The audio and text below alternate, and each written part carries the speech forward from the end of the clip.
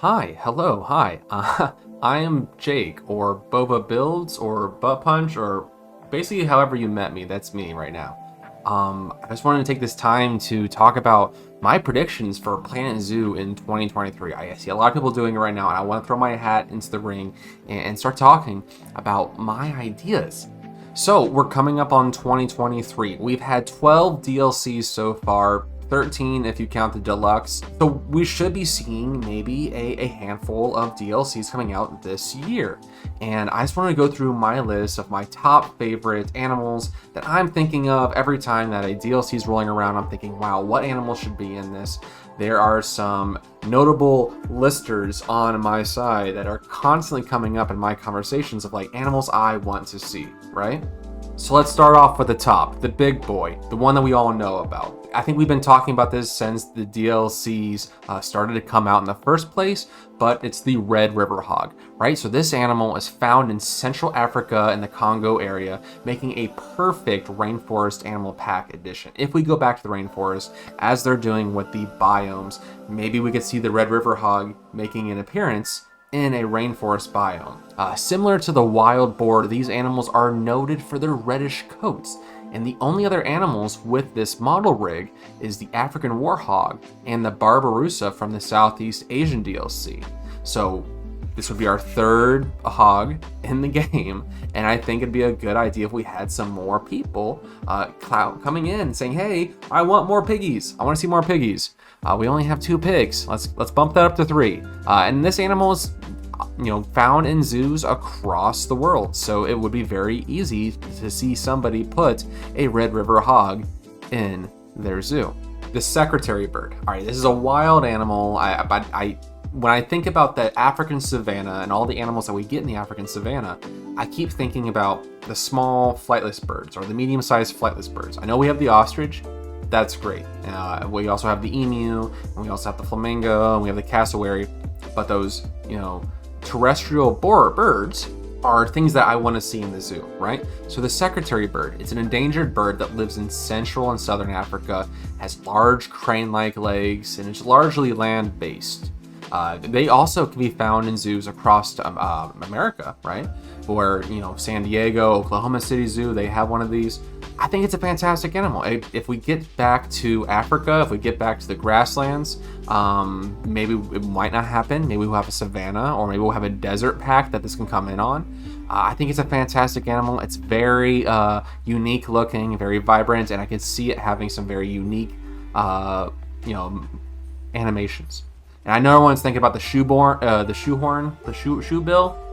What is it? The shoebill, the big gray one. That's too easy. I want to try something different. And maybe we might get the shoebill. The shoebill might actually come in with a rainforest one, but I like the secretary bird more. I think it'd be a great addition to any sort of, the big savanna exhibits or the big savanna habitats that we all tend to do in our zoos. We're all to blame here. It's a very easy one to do. Put a big yard out, throw in some wildebeest, some ostriches, and some zebras and giraffes. Throw a secretary bird in there. I think it'd be fantastic. They're great. They'll be able to live with quite a lot of animals. It's a shoo-in, right? Moving on. The dromedary camel. All right, okay, so I know this animal is largely domesticated. However, there is a few wild herds in South Australia around Queensland. So they were brought there in the mid 1800s to go explore the continent up until cars and trains were laid out across the continent. So they had these huge herds of camels since they're so suited for arid climates, and they just let them go, and they're perfect. They're having a blast out there in Australia. So maybe if we come back to Australia or a desert biome DLC, I would love to see the dromedary camel. We already have the camel in the art pieces in the game. I think it's perfect for a desert animal pack. I want to go ahead and put my own opinion out there. I know that this animal is commonly found as an animal that you can ride in zoos, like as a little kid sort of attraction where the kids can go on the camel and ride around the camel. I don't know. I don't like that. I don't think that's a good idea. I'm not crazy about it. I don't think riding animals like that is a good plan. Maybe the camel's pretty chill about it. I mean, they're largely domesticated, but I don't know. I think it'd be a fantastic habitat animal. I think it's great. If anyone's doing a desert biome, they know they want camels. We just don't have the camels. Hey, Rudy, I know you're tight with playing a zoo. Give us some camels. All right. Number 4. All right, so this is a pretty easy one. We've been talking about this one for a while. The Tasmanian Devil. I know it should have came in with the Australian pack, I'm sure. But this endangered carnivore is actually from Tasmania. But it can be found some places in the mainland Australia. It's the largest carnivorous marsupial, following the extinct Tasmanian tiger, and it's found in zoos across the world. And these ferocious little guys, these little critters, they feed largely on dead animals, carrion, which unfortunately makes them very susceptible to disease, facial tumors, like a transmissible cancer that can be linked to them being such feisty little biting doys. Other than the big risks of having the diseases in your parks, I mean, they might have that as an element where different animals have different diseases. Maybe these animals are highly susceptible to transmitting diseases. I think they're a perfect animal for a forest animal pack, right? We already had some big biomes coming out, so the forest animals could be perfect for the Tasmanian Devil. And our next animal, which is kind of in the theme, the Kiwi Bird. Right, the Kiwi Bird, the flightless bird from New Zealand, it's also their national bird. There's actually 5 different species of the Kiwi Bird. They're about the size of a common chicken, but they're mostly related to the large elephant birds of New Zealand. So there's kind of a cool Paleolithic connection between these birds and their ancient ancestors. They have the largest eggs compared to their body size, about 20% of the female's weight. Although you're probably not going to see that in game. There is not an egg-laying mechanic, and I want to point it out there, I don't think there should be. I think that's just kind of getting too into the weeds with the mechanics in the game. I think we're doing just fine with them just spawning babies. I mean, it's nice, don't get me wrong, but you would have to build such an infrastructure for incubating the eggs. And anyways, this nocturnal little bird, is found in zoos across the world. It's one of the animals that I thought we were going to get in the Twilight pack. I thought it'd be a way better addition than the wombat, personally, since it is a nocturnal-ish animal. I think would have been perfect. I mean, the wombat I know is also nocturnal. They actually share a nocturnal house in the Columbus Zoo, so it could be a really cool idea to have both of those in the same indoor environment. Maybe the kiwi is a good thing for a exhibit. They're small and they're pretty cute. Same thing with the walkthrough habitats. Maybe we can find a way for them to go underneath the path. Could be kind of neat, right?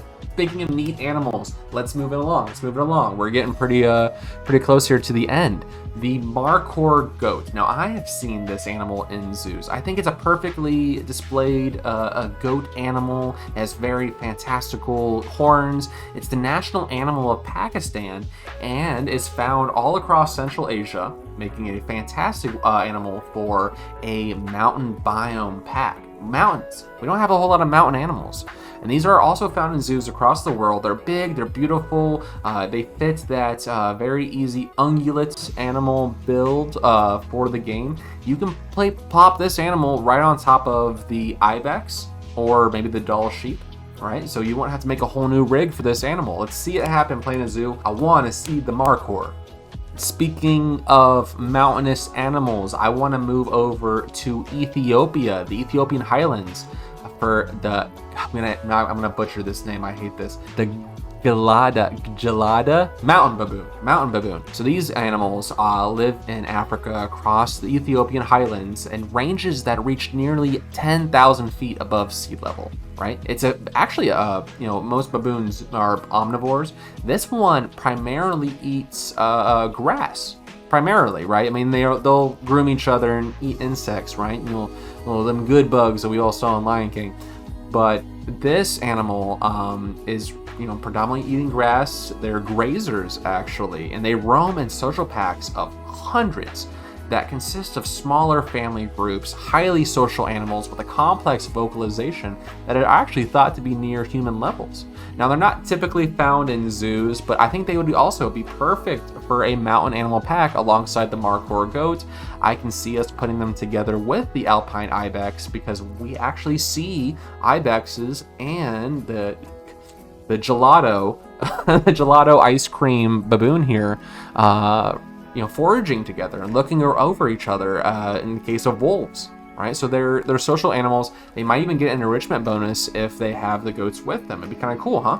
Oh my god, I need a drink. There's too many animals. All right, and the last big habitat animal that I want to see from Planet Zoo in 2023 is the musk ox. Right, the musk ox, the big, furry, beautiful tank.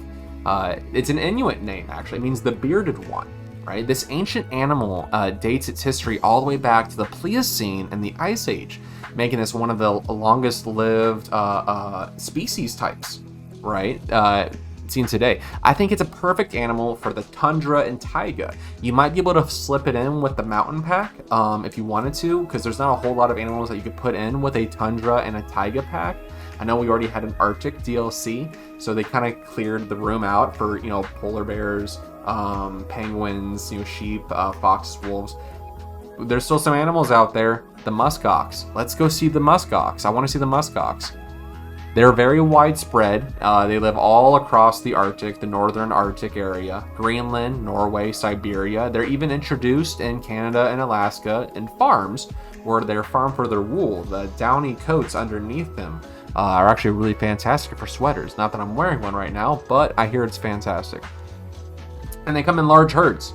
Large herds. They come in large herds of about 15 to 20, so you can easily see them coming out in a big pack of animals that are feeding, that are foraging around each other. I think they'd be an excellent addition to anyone doing a tundra zoo. And we don't do tundra zoos very often, and it's not because that the tundra climate is bad.